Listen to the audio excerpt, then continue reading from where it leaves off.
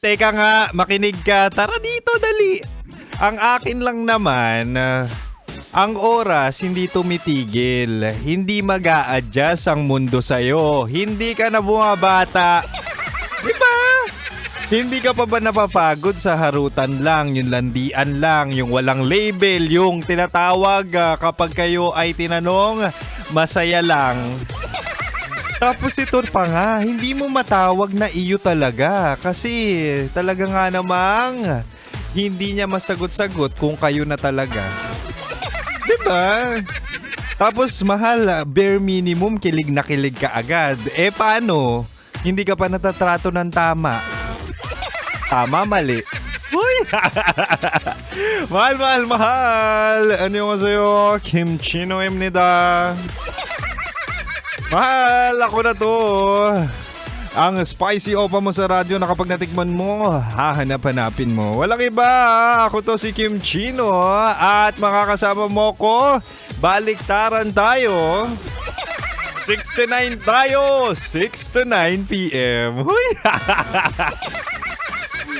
Pero sana nga mahal no, matikman mo na yung totoong pagmamahal. Yung pagmamahal na tatagal talaga ng habang buhay, 'di ba? Pero syempre, bago tumagal ng habang buhay, dapat ihanda mo muna yung sarili mo. Ayusin mo yung sarili mo. Pagalingin mo yung sarili mo kung meron ka mang trauma. Naku, wag mo iasa. Ayan yung problema sa mga tao ngayon eh. Kailangan ko ng isang tao na magpapagaling sa akin. Ay hindi, mahal.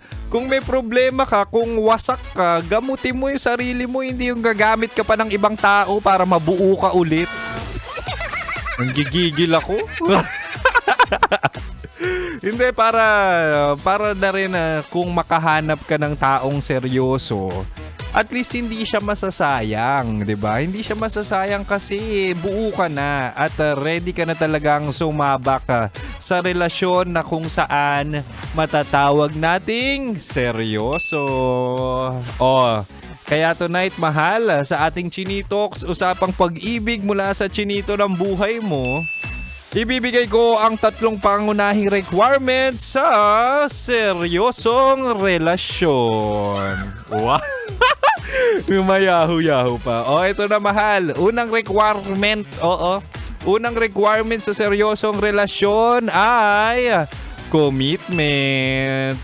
Ito, mahal, hindi lang pag may time ka. Ang seryosong relasyon ay dapat pinag-uusapan, kaya dapat parehong meron kayong willing mag-effort kasi sa panahong ito hindi na madali, 'di ba? Kunwari, hindi madali yung sitwasyon, nagkaroon ng conflict. Dapat meron kayong willingness para ayusin ito, hindi yung kapag nag-away kayo ng malala, iiwan na kita. Kapag hindi na ako masaya, iiwan na kita. Marami naman diyang iba. Wow. Kasi mahal no, love is not just a feeling. It's a daily decision. Dapat kung hindi man ka mahal-mahal yung tao, since yan na talaga yung pinasok mo, hahanap at hahanap ka pa rin ng dahilan para piliin siya, patawarin siya at mahalin siya sa araw na yun. Diba? Kasi ako mahal kapag ako naging jowa mo.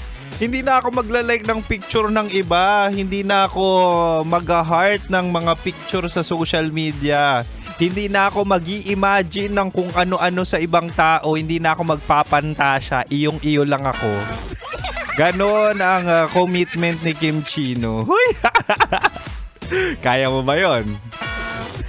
Anyway, mahal, isang requirement pa lang yan ng seryosong relasyon. Meron pa akong 2 dito. Kaya mahal, huwag mong ililipat ang radyo. Tuloy-tuloy ang Chinitox natin. Iyong-iyo ako hanggang 9 p.m. Kaya manatiling nakatutok dito lang sa 90.7 Love Radio. Kailangan pa bang i-memorize yan? Basic! Metro's #1